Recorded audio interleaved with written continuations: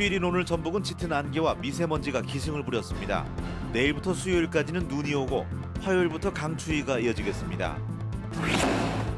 전라북도는 제작한 지 50년이 넘는 헬기까지 산불 진화에 투입하고 있어서 안전사고의 위험이 높다는 지적이 일고 있습니다. 김치 소비량이 감소하고 중국산 김치가 국내 시장을 장악하고 있는데 전주시가 68억 원을 들여서 김치 가공 사업을 추진해서 논란이 일고 있습니다. 중증 장애인들은 최저임금의 3분의 1에도 미치지 못하는 금액을 받는 경우가 허다해서 지원이 필요하다는 지적이 일고 있습니다. 즐거운 저녁 시간 보내고 계십니까? JTB 8시 뉴스입니다. 휴일인 오늘 전북은 짙은 안개와 함께 미세먼지가 기승을 부렸습니다. 내일부터 수요일까지 눈이 내리고 날씨도 갈수록 추워지겠습니다. 나금동 기자입니다. 오늘 아침 전주시 만성동입니다. 불과 2, 3m 앞을 보기 힘들 정도로 짙은 안개가 뿌옇게 끼었습니다. 안개가 많이 껴서요. 가시거리가 안 나와서 비상깜빡이 켜고 운전해야 되니까 위험하고 그렇죠. 미세먼지는 온종일 전북을 뒤덮었습니다. 전주와 익산, 군산 등 9개 시군에는 미세먼지 주의보가 내려졌습니다. 진안을 제외한 13개 시군은 초미세먼지가 나쁨 단계를 보였습니다. 오늘 주말이라서 오랜만에 가족들이랑 나왔는데 미세먼지가 심해서 지금 마스크 쓰고 돌아다니고 있기는 한데 많이 불편하네요. 미세먼지는 내일도 나쁨 수준을 보이겠습니다. 내일부터는 점차 기온이 떨어져 화요일인 모레 강추위가 찾아오겠습니다. 내일은 낮 최고 기온이 영상 3도에서 7도로 오늘보다 1, 2도가량 낮겠지만 모레는 낮 최고 기온까지 영하 8도에서 영하 4도에 머물겠습니다. 추위는 이후로 한 주 내내 이어지겠습니다. 내일까지는 기온이 평년보다 높겠으나 모레부터는 우리나라 북서쪽에서 찬 공기가 유입되고 바람도 강하게 불어 매우 춥겠습니다. 내일 밤부터 모레 아침까지는 1에서 3cm의 눈이나 5mm 안팎의 비가 내리겠습니다. 눈은 수요일까지 내렸다 그쳤다를 반복하겠습니다. 전주기상지청은 당분간 날씨가 춥고 눈이 내려 빙판길이 예상된다며 건강관리에 유의를 당부했습니다. JTB 뉴스 나금동입니다.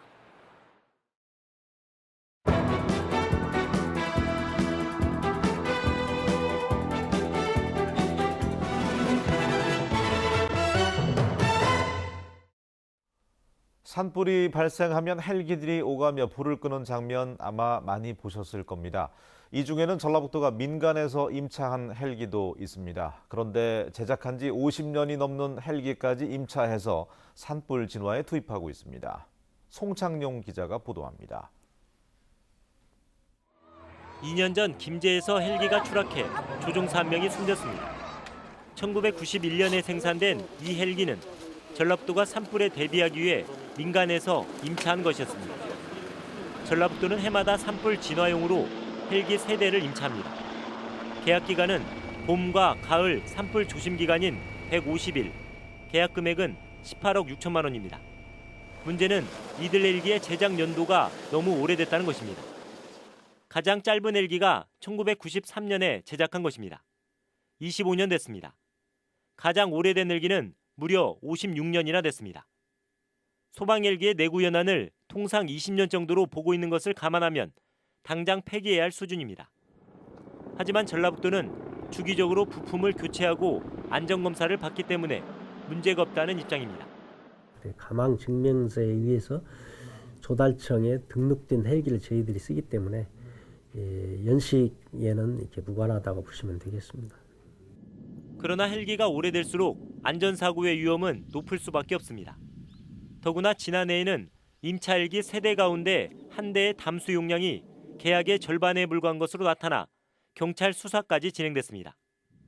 이 헬기의 제작 연도는 1958년, 무려 60년 된 헬기였습니다. 제대로 된 그 용량을 담수할 수 있는 그런 능력 있는 헬기, 그리고 또 제작 연도가 좀 짧은, 오래되지 않은 그런 헬기를 선택을 해서 헬기가 산불 진화하는데 제대로 역할을 할 수 있는 그런 헬기를. 산불에 대비하지 않을 수는 없습니다. 그러나 산불이 아닌 헬기를 걱정하는 일이 없도록 최신 헬기를 임차하는 일에 더 노력을 기울여야 한다는 지적입니다. JTB 뉴스 송창용입니다. 이처럼 오래된 헬기를 임차하는 것은 민간 업체들이 그런 헬기만 갖고 있어서가 아닙니다. 최신 헬기도 많이 보유하고 있지만 전북이 참여할 수 있는 폭이 좁다는 게 업계의 설명입니다. 김철 기자가 계속해서 보도합니다. 국내 민간 헬기 임대업체 14개 가운데 가장 큰 곳의 홈페이지입니다. 올해 전라북도가 다른 업체에서 빌린 헬기 2대와 같은 기종이 있습니다. 생산 연도는 2001년. 전라북도가 임차한 1980년식, 1993년식 헬기보다 훨씬 최신형입니다. 이 업체는 전라북도가 헬기 임차 사업을 진행할 때 참여하지 않았습니다. 다른 시도와 비교해 전라북도 임차 대수가 상대적으로 적기 때문입니다. 거기가 시장 자체가 커지면 이제 우리 같은 큰 회사가 이제 들어가는데 그렇지 않고 시장 자체가 작은데 큰 회사가 들어가서 뭐 먹을 게 없잖아요. 그러니까. 관심을 두지 않는 대형 업체와 달리 중소형 업체는 사업에 참여하고 싶어도 참여할 수 없는 상황입니다. 전라북도는 헬기 담수 용량을 지난해 2,000리터, 올해는 1,500리터 이상으로 한정했습니다. 적은 예산을 효율적으로 운영하기 위해서라는 게 이유입니다. 그러나 업체 입장에서 볼 땐 진입 장벽만 높은 셈입니다. 도 뭐 1,500리터 이상이라고 해서 저희는 해당하는 기준이 없었습니다. 이렇다 보니 전북 헬기 임차 사업에는 전라북도의 입맛을 맞춘 2개 업체 정도만 참여하고 있습니다.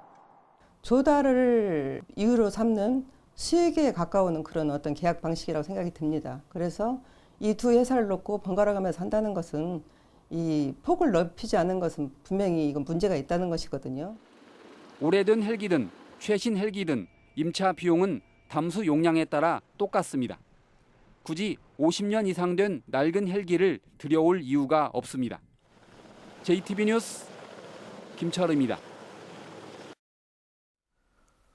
해마다 김치 소비량은 감소하고 중국산 김치는 국내 시장을 계속해서 잠식하고 있습니다. 이런 상황에서 전주시가 68억 원을 들여서 김치 가공 사업을 추진해 논란이 일고 있습니다. 정유성 기자입니다. 전주시가 앞으로 5년 동안 추진하는 명품 김치 산업화 계획입니다. 김치 가공 유통센터에 27억 원, 사업단 전문 인력 육성에 6억 5천만 원, 홍보 마케팅에 7억 1천만 원 등 68억 원을 투입한다는 계획입니다. 문제는 이렇게 만든 김치를 누구에게 팔 것인가? 그 대상과 수익성이 분명하지 않다는 것입니다. 지난 2015년 국민 1인당 하루 평균 김치 소비량은 62.9g으로 5년 만에 11%가 감소했습니다. 외식업소는 52%, 급식시설은 90%를 저가의 중국산 김치가 점령한 상황에서 전주시가 후발업체로 김치 시장을 뚫고 들어가기는 어렵습니다. 국산 김치 같은 경우는 너무 비싸요. 10kg에 28,000원이거든요. 직접 만들어서 갖고 오는 게. 중국산 같은 경우는 12,000원. 가격 차이가 엄청나죠. 전주시가 김치 시장에 뛰어들면 영세업체가 대부분인 전북의 50개 김치 가공업체와 저가 경쟁이 불가피해집니다. 또한 5년 동안은 인건비를 지원받지만 지원이 끊겼을 때 사업의 지속 여부도 장담하기 어렵습니다. 긍정적인 부분과 이에 따른 또 부정적인 측면도 제기되고 있어서 이런 세밀한 검토가 조금 더 필요할 것 같아서 이 검토 후에 추진하도록 하겠습니다. 전주 비빔밥, 한지, 한정식 등의 명품화 사업도 아직 성과를 내지 못하고 있습니다. 시설 투자를 최소화하는 대대적인 사업 조정이 불가피합니다. JTB 뉴스 정유정입니다. 올해 최저 시급은 7,530원으로 역대 최대 인상폭을 기록했습니다. 하지만 최저 시급은커녕 1시간에 3,000원도 받지 못하는 중증 장애인에게는 꿈 같은 얘기일 뿐입니다. 주혜인 기자가 보도합니다. 장애인 근로자 43명이 일하는 익산의 장애인 직업재활시설. 하지만 이 가운데 최저임금을 받는 근로자는 단 1명뿐입니다. 최저임금법에 따라 장애로 근로능력이 현저히 낮다고 판단되면 최저임금보다 낮은 임금을 줄 수 있기 때문입니다. 지난해 최저임금을 받지 못한 중증장애인 근로자는 8천여 명.